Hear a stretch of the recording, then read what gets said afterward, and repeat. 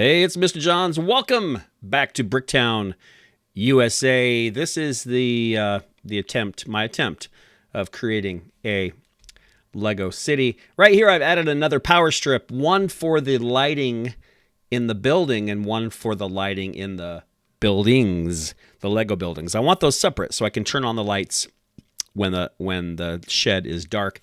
Here's a view of the side that I'm gonna wait for last. It's just kind of a miscellaneous mess right now, but here's Main Street in Bricktown, and my attempt here is to add some big gray plates where I will put the train track, and then I need a small gray plate tucked between in that little wood section right there where that's showing. I need to cut little pieces of the gray plates. So I've got the buildings and then a 2-lane road and then just gray plates. And I'll decorate those later.